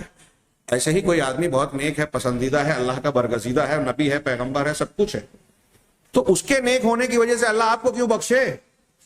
یہ کیا بات ہے؟ اس کا کوئی تعلق اور تک ہی نہیں۔ ہاں، تو شفاعت شخصیات کا اس طرح لگانا یہ جائز نہیں ہے۔ ہمارے یہاں کچھ لوگ شخصیات کا وسیلہ لگانے کے قائل ہے، یہاں تک کہ میں نے پچھلے دروس میں ذکر کیا اور پھر سے نام لے کر ذکر کروں، بریلویوں کی بات چھوڑیے، جن کو ہمارے یہاں لوگ اہل سنت کہتے ہیں، اہل سنت نہیں ہے، بریلویوں کی بات چھوڑیے، ہمارے یہاں دیوبندی حضرات، ہاں تبلیغی جماعت اور ان کے یہاں وہ واقعہ بڑے دھوم سے بیان کیا جاتا ہے کہ آدم علیہ السلام کو نکالا گیا، فضائل اعمال میں ان کے یہاں ہے، تو آپ نے نبی کا وسیلہ لگا کے جو ہے دعا مانگی، اللہ تعالیٰ نے پوچھا کہ تجھے کیسے پتا چلا کہ محمد میرے برگزیدہ پسندیدہ بندے ہیں، محبوب بندے ہیں؟ تو کہا جب تجھے پیدا کیا تو میں نے تیرے عرش کے نیچے لکھا ہوا دیکھا لا الہ الا اللہ محمد رسول اللہ، تو میں نے سمجھ لیا کہ تو اپنے نام کے ساتھ اسی کا نام ملائے گا جو تیرا بہت محبوب اور پسندیدہ ہے، تو اللہ تعالیٰ ان کو بخش دیا۔ میں نے اس کا تذکرہ کیا ہے اور آپ بار بار سنتے ہیں کہ یہ روایت جھوٹی ہے، من گھڑت ہے، موضوع ہے، اس سے استدلال کا سوال ہی پیدا نہیں ہوتا، توجیہ اور تفصیل میں جانے کی فی الحال ضرورت نہیں۔ دوسری بات، حضرت آدم علیہ السلام کی دعا قرآن میں موجود ہے، ربنا ظلمنا انفسنا وان لم تغفر لنا وترحمنا لنکونن من الخاسرین۔ یہاں کسی نبی کا یا محمد صلی اللہ علیہ وسلم کے وسیلے کا تذکرہ نہیں ہے۔ اگر آپ کے وسیلے سے دعا قبول ہوتی اور یہ چیز مفید ہوتی تو اللہ تعالیٰ اس کا ضرور ذکر کرتا، بلکہ آپ دیکھیے کہ قرآن میں مختلف انبیاء کی مختلف دعائیں موجود ہیں، خود اللہ تعالیٰ کی جانب سے سکھائی ہوئی بہت سی دعائیں موجود ہیں، کسی بھی دعا میں کسی نبی، پیغمبر اور شخصیت کے وسیلے کا کہیں ذکر نہیں ہے۔ اللہ کے نبی صلی اللہ علیہ وسلم کی جتنی ثابت شدہ دعائیں ہیں کسی میں اس طرح کے وسیلے کا ذکر نہیں ہے، صحابہ نے نہیں کیا۔ ہاں، میں نے جیسا کہ بیان کیا تھا کہ کچھ لوگ بعض استدلالات کرتے ہیں، لیکن یہاں اس کو جاننے سے پہلے دو جملے میں یہ جان لے کہ تین وسیلے جائز ہیں، تین وسیلے جائز ہیں اللہ کے جناب میں۔ ایک تو یہ کہ اللہ کے اسماء حسنہ کا وسیلہ لگا کے آپ دعا مانگیں، اے اللہ تو رحمان ہے، رحیم ہے، رحم کر۔ اگر رحم مانگ رہے ہیں تو اللہ کے رحمان اور رحیم کے نام کا حوالہ دیجیے۔ بخشش اور مغفرت مانگ رہے ہیں تو اے اللہ تو غفور ہے، تو تواب ہے، توبہ کو قبول کرنے والا ہے، میری توبہ کو قبول کر لے۔ اللہ کے اسماء حسنہ کا وسیلہ، اور یہ سب سے بہترین وسیلہ ہے، کیونکہ قرآن میں اللہ نے کہا ہے وَلِلَّهِ الْأَسْمَاءُ الْحُسْنَى فَادْعُوهُ بِهَا، اللہ کے بہترین نام ہیں، اسماء حسنہ ہیں، ان ناموں کے ذریعے سے اللہ کو پکارو، یہ اللہ نے حکم دیا، اس کی برکت ہے اللہ کے ناموں کی۔ تو سب سے اعلیٰ وسیلہ اللہ کے اسماء حسنہ کا وسیلہ۔ دوسرا وسیلہ جو جائز ہے وہ اپنے نیک اعمال کا وسیلہ، کہ اے اللہ میں تجھ پر ایمان لایا، تیرے دین کی تصدیق کی، میں ایسے ایسے ہوں، اگرچہ میرے اندر کوتاہی ہے لیکن میں تجھ کو، تیری توحید کا ماننے والا ہوں، تجھ سے مانتا ہوں، اپنے اعمال کا وسیلہ لگا کے کہ اللہ تو مجھے معاف کر دے، بخش دے۔ تین غار والوں کا واقعہ آپ نے بارہا سنا ہے بخاری مسلم میں، کہ تین لوگ بنی اسرائیل کے غار میں پھنس گئے، طوفان تھا، دہانا بند ہو گیا، تینوں نے اپنے اپنے نیک اعمال کا وسیلہ لگایا، ایک نے اپنے والدین کی فرما برداری کا، ایک نے زنا سے اپنے بچ جانے کا، کہ جب زنا کرنے پر بالکل آمادہ ہو گیا اپنے مفلوق الحال خاتون کی مدد کے حوالے سے، اور جب اس نے اپنے آپ کو مجبور ہو کر حوالے کیا تو اس نے رو کر کہا کہ اللہ سے ڈرو، اللہ سے ڈر گیا اور ہٹ گیا، اس عمل کا حوالہ دیا، مزدور کی مزدوری دینے کا حوالہ کیا تیسرے نے۔ ہر ایک کی دعا پر پتھر تھوڑا تھوڑا سرک گیا۔ یہ دعا، یہ بھی معلوم ہوتا ہے کہ دیکھیے اللہ تعالیٰ مجبور بندوں کی دعا کو قبول کرتا ہے، ہم کو پریشانی آئے تو اللہ سے مانگیے، تو اپنے نیک اعمال کے وسیلے سے، حوالے سے مانگا جا سکتا ہے۔ انہوں نے دنیا میں اپنا بچاؤ مانگا، لیکن علماء یہاں وضاحت کرتے ہیں کہ اپنے نیک اعمال کے بدلے میں اگر آپ دعا مانگ رہے ہیں جائز تو ہے، لیکن بہتر یہ ہے کہ آپ ایسی چیز مانگیں اللہ سے جو آخرت میں مفید ہے۔ دنیا میں آپ نیکیاں جو بھی کر رہے ہیں دنیا میں اس کا بدلہ لے لیں گے تو آخرت میں کیا رہے گا؟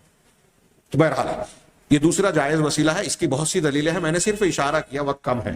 تیسرا جائز وسیلہ دعا کے لیے جو ہے وہ کسی نیک متقی پرہیزگار زندہ آدمی کی دعا، نیک متقی پرہیزگار اور زندہ۔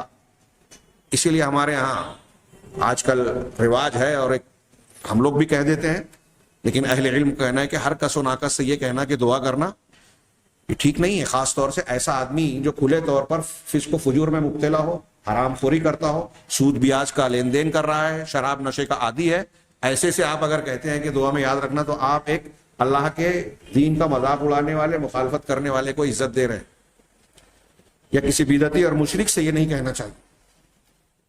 یہ اہل علم کی ضمنی تفصیلات ہے۔ نیک ہو، قرآن حدیث پر عمل کرنے والا، صحیح عقیدے کو ماننے والا شخص، جیسے اللہ کے رسول صلی اللہ علیہ وسلم خطبہ دے رہے ہیں، ایک دیہاتی آیا، بخاری مسلم کی حضرت انس کی روایت ہے کہ مال ہلاک ہو رہے ہیں، جانور مر رہے ہیں, کھیتیاں سوکھ رہی ہیں, اللہ کے رسول دعا کیجئے کہ اللہ بارش برسائے. آپ نے ہاتھ اٹھایا, دعا کی. حضرت انس کہتے ہیں کہ جس وقت آپ نے یہ درخواست کی اور دعا کی شروعات کی, آسمان صاف تھا, کوئی بادل نہیں تھا. سیلا کی پہاڑی اور ہمارے درمیان کوئی نہیں, سیلا پہاڑی جو ہے مدینہ کے اطراف میں ہے, اس کے پیچھے سے اچانک ایک بادل جو ڈھال کی طرح گول تھا اٹھا, ہمارے سروں پر آیا, پھیلا, بارش شروع ہو گئی. اور اتنی بارش ہوئی کہ ہمارے مسجد سے نکلنے سے پہلے اتنا پانی ہو گیا کہ پانی میں ہم کو ہل کر جانا پڑا اس میں داخل ہوتے. اور پھر دوسرے جمعہ بھی وہ تک بارش جاری رہی, اور وہی شخص یا دوسرا آیا اور کہا کہ اللہ کے رسول اب تو پانی کی وجہ سے تک تباہی ہو رہی ہے, آپ دعا کیجئے کہ یہ پانی اللہ تعالیٰ دوسری طرف برسائے. اللہ کے رسول نے دعا کی, حوالین لا علینا, اطراف میں ہو, ہم پر نہ, پہاڑ پر ہو, پہاڑیوں پر, جنگلوں میں بارش ہو. تو اللہ کے نبی صلی اللہ علیہ وسلم سے لوگ دعا کرانے آتے تھے. اسی طرح جب اللہ کے رسول صلی اللہ علیہ وسلم کی وفات ہو گئی تو قحط پڑا, حضرت عمر فاروق نے عباس اللہ کے رسول کے چچا سے استسقا پڑھوائی. یہ میں خاص ذکر کر دوں, اہل بدعت, اہل شرک, بدعتی لوگ اس حدیث سے جو بخاری وغیرہ میں ہے یہ دلیل دیتے ہیں کہ دیکھو اللہ کے حضرت عمر نے عباس بن عبد المطلب کا وسیلہ لگایا. روایت کی تفصیل میں نے جیسا کہ عرض کیا, آیت الکرسی کی تفصیل پیغام قرآن کے دروس میں نے اس پر بڑی تفصیلی گفتگو کی ہے. اس وقت تفصیل میں نہیں جا سکتا, صرف اشارہ کرتا ہوں, اگر کوئی تفصیل چاہتا ہے تو ان دروس کا وہ سن سکتا ہے. حضرت عباس رضی اللہ تعالیٰ عنہ کی شخصیت کا وسیلہ حضرت عمر نے نہیں لگایا بلکہ ان کی دعا کا وسیلہ لگایا, اور اس کی کئی وجوہ ہے, کم سے کم 5 وجہ سے یہ بات ثابت ہوتی ہے. اگر شخصیت کا وسیلہ لگانا ہوتا, جاہ و مرتبے کا وسیلہ لگانا ہوتا, تو رسول اللہ علیہ وسلم کی وفات کے بعد بھی آپ کا جاہ و مرتبہ تو اللہ کے پاس ویسے ہی تھا. حضرت عمر نے ان کا کیوں نہیں لگایا؟ اور ایک اصول ہے کہ آپ کی جتنی شدید حاجت ہوتی ہے, جتنی شدید ضرورت ہے, جتنی بڑی مصیبت ہوگی, اس مصیبت سے نکلنے کے لیے آپ اتنا بڑا وسیلہ ڈھونڈتے ہیں دنیا کے اندر. تو پورے علاقے میں قحط پڑا ہوا تھا, اس قحط کو دور کرنے کے لیے اللہ کے حضرت عمر فاروق بڑا وسیلہ پکڑتے نا. شخصیت کا وسیلہ جائز ہوتا تو اللہ کے رسول کا وسیلہ اختیار کرتے. رسول اللہ صلی اللہ علیہ وسلم کا وسیلہ اختیار نہیں کیا. آپ کو چھوڑ کر حضرت عباس کا وسیلہ لگانا, ان کو کہنا کہ آپ نماز پڑھائیے, دعا کیجیے, استسقا کی, یہ اس بات کی دلیل ہے کہ حضرت عمر فاروق اور تمام صحابہ یہ جانتے تھے, یہ عقیدہ رکھتے تھے کہ اللہ کے رسول صلی اللہ علیہ وسلم کا وسیلہ آپ کی دعا کے ذریعے آپ کی زندگی میں ممکن تھا, آپ کی وفات کے بعد نہیں. یہ میں نے اختصار کے ساتھ جواب دیا ہے, تفصیل کے لیے آپ وہ سن سکتے ہیں. ایک روایت اور لوگ پیش کرتے ہیں کہ ایک نابینا صحابی اللہ کے رسول صلی اللہ علیہ وسلم کے پاس آئے, ابو داؤد وغیرہ کی صحیح حدیث ہے, اور اللہ کے رسول نے کہا کہ دعا کیجیے میں دیکھنے لگوں. تو آپ نے ان سے جو بھی کہا, صبر کرو اور یہ کر لو, چاہو تو دعا کر دوں. آپ نے کہا ہاں صبر بھی کروں گا, جنت بھی چاہیے, لیکن آپ میری نگاہ کے لیے, بینائی کے لیے بھی دعا کیجیے. تو آپ نے ان کو عمل بتایا ہے کہ 2 رکعت نماز پڑھو, اور پھر 2 رکعت نماز پڑھنے کے بعد یہ دعا کرو کہ اے اللہ, میں نبی کریم صلی اللہ علیہ وسلم کے ذریعے سے تجھ سے سوال مانگتا ہوں, آپ کی سفارش کو پروردگار میرے حق میں اور میری سفارش کو نبی کے حق میں تو قبول کر لے اور مجھے بینا بنا دے. یعنی میری شفاعت اللہ کے نبی کے لیے, اللہ کے نبی کی شفاعت میرے لیے قبول کر لے. اس سے بدعتی حضرات اور یہ ناجائز حرام شفاعت کو ثابت کرنے والے یہ بولتے ہیں کہ دیکھیے اللہ کے رسول نے خود سکھایا اس نابینا شخص کو کہ اللہ کے نبی کی سفارش کو تو میرے لیے قبول کر لے, اتنا ہی پیش کرتے ہیں. اسی روایت میں یہ بھی تو ہے نا کہ میری سفارش کو نبی کے حق میں, یعنی اللہ کے رسول نے ان کی سفارش اختیار کی, یہ ماننا پڑے گا نا. اگر آپ اس سے یہ ثابت کرتے ہو کہ انہوں نے نبی کا وسیلہ لیا, تو اسی حدیث سے یہ ثابت ہوتا ہے کہ نبی نے صحابی کا وسیلہ لیا کم درجے والے سے. کیا یہ آپ مانتے ہیں؟ کوئی نہیں مانتا. اس کا ایک جواب یہ ہے کہ وہ صحابی اللہ کے رسول صلی اللہ علیہ وسلم سے دعا کے لیے کہنے آئے تھے. زندہ آدمی کی دعا جائز وسیلے میں سے ہے, اور آپ نے ان سے وعدہ کیا تھا کہ ٹھیک ہے میں تمہارے لیے دعا کروں گا, اور آپ نے دعا کی, اور پھر آپ نے نیک عمل بھی سکھایا. تیسری بات یہ کہ اللہ کے رسول صلی اللہ علیہ وسلم کی اس دعا کو اگر وسیلہ بنا کے کرنا نابینا کے بینا ہونے کا ذریعہ ہوتا تو یہ دعا سب دنیا کے تمام مسلمان نابیناؤں کو بتائی جاتی کہ آپ یہ دعا پڑھو, 2 رکعت نماز پڑھ کے آپ کی بینائی آ جائے گی. لیکن ایسا صحابہ تابعین طب تابعین تاریخ میں کسی نے نہیں کہا, کسی نے نہیں کیا. اس کا مطلب یہ ہوا کہ یہ نبی کریم صلی اللہ علیہ وسلم کا معجزہ تھا کہ آپ کی دعا کو اللہ نے قبول کیا. اب دنیا میں جو لوگ وسیلے کی, ناجائز وسیلوں کی دعوت کی دلیلیں دیتے ہیں, جیسے مثال کے طور پہ کچھ لوگ کہتے ہیں قرآن کی, میں نے خود سنا ایک بریلوی عالم صاحب نے بڑے تم طراق سے قرآن سے دلیل دی کہ اللہ تعالیٰ کہتا ہے استعینوا بالصبر والصلاۃ, صبر اور صلاۃ سے تم مدد طلب کرو. سورہ بقرہ کی آیت ہے 2 جگہ, صبر اور صلات سے. یہ آخری بات کہہ رہا ہوں. صبر کے ذریعے اور نماز کے ذریعے سے تم مدد چاہو. استعینوا ایاک نعبد و ایاک نستعین میں جو مادہ ہے نا نستعین, تو دیکھو یہاں اللہ تعالیٰ خود کہہ رہا ہے کہ صبر سے مدد پکڑو اور نماز سے. تو بریلوی عالم نے پبلک سے سوال کیا, عوام سے, حاضرین سے, کہ یہ بتاؤ کہ کیا صبر اللہ ہے؟ لوگوں نے کہا نہیں. نماز اللہ ہے؟ لوگوں نے جواب دیا نہیں. تو اب صاحب فرما رہے ہیں, استدلال کر رہے ہیں کہ اس سے معلوم ہوا کہ صبر اللہ نہیں ہے, نماز اللہ نہیں ہے. صبر اللہ والا ہے, نماز اللہ والی ہے. تو اس آیت میں اللہ تعالیٰ گویا حکم دے رہا ہے کہ اللہ والے سے اور اللہ والی سے مدد مانگی جا سکتی ہے. اور نعرے لگانا شروع, مارے گھٹنا ٹوٹے سر. یہ ہے قرآن حدیث کو توڑنا مروڑنا. جس چیز کو قرآن حدیث رد کر رہے ہیں اس کو ثابت کرنا, اور جس کو قرآن حدیث نے ثابت کیا اس کو گھما پھرا کے کچھ اور بتا دینا. بتائیے کہ نماز اور روزہ کیا ہے؟ انسان کا اپنا عمل ہے, اور ہم نے جائز وسیلے میں سے ایک قسم کیا پڑھی کہ انسان اپنے نیک اعمال کے ذریعے سے وسیلہ اختیار کر سکتا ہے. اب نماز بھی انسان کا عمل ہے, صبر بھی انسان کا عمل ہے. یہ کوئی انسان نہیں ہے, یہ اللہ پر دباؤ ڈالنے والے وہ شخصیات نہیں ہے جیسے دنیا میں ہم سفارشی کے اور شفاعت کے لیے کسی شخصیت کو اختیار کرتے ہیں. کتنا گھناؤنا مذاق ہے قرآن و حدیث کو کھلواڑ بنانے والا. جب آدمی شرک اور بدعت کے راستے پہ, گمراہی کے راستے پہ چلتا ہے تو نہ صرف یہ کہ حق سے دور ہوتا ہے بلکہ اللہ اور اللہ کے کلام اور رسول کی حدیثوں کے ساتھ گستاخیاں کرتا ہے, توڑ مڑوڑ کرتا ہے, کھلواڑ کرتا ہے. اس کے ذریعے سے اپنی آخرت خراب کرتا ہے اور اسے احساس بھی نہیں ہوتا. سمجھتا ہے کہ میں اچھا کام کر رہا ہوں.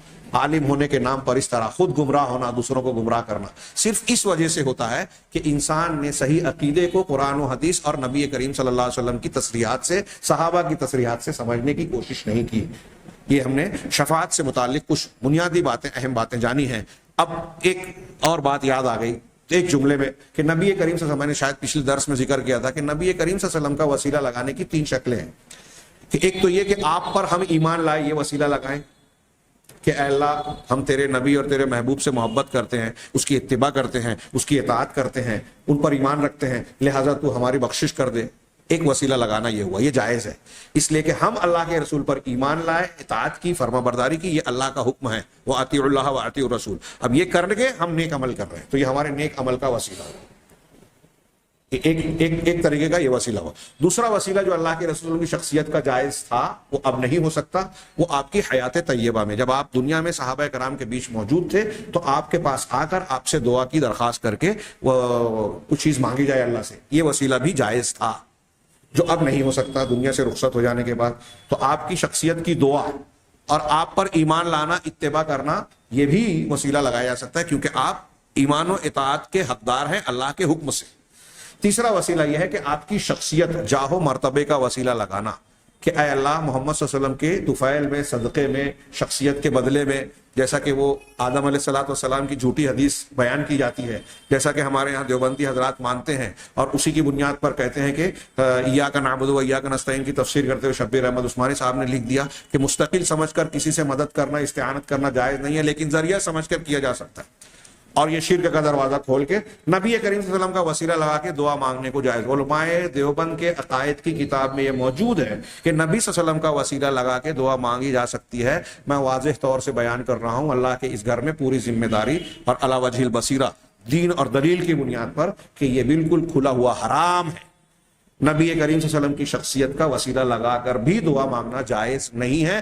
اس پر جو صحیح دلیلیں پیش کی جاتی ہیں اس کا معنی غلط بیان کیا جاتا ہے, اور باقی جو دلیلیں ہیں جیسے کہ ایک حدیث پیش کی جاتی ہے کہ تم اللہ تعالیٰ سے میرے جاہ و مرتبہ کے طفیل میں مانگو, اس لیے کہ میرا جاہ و مرتبہ ان جاہی عند اللہ عظیم, میرا جاہ و مرتبہ اللہ کے پاس بہت عظیم ہے.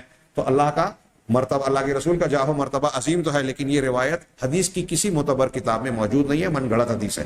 اللہ تبارک و تعالیٰ سے دعا ہے کہ وہ ہمیں صحیح ایمان کو جاننے اور اس کے مطابق زندگی گزارنے کی توفیق عطا فرمائے, اور اس کی برکت سے دنیا اور آخرت کی کامیابیوں سے نوازے. وآخر دعوانا ان الحمد للہ رب العالمین.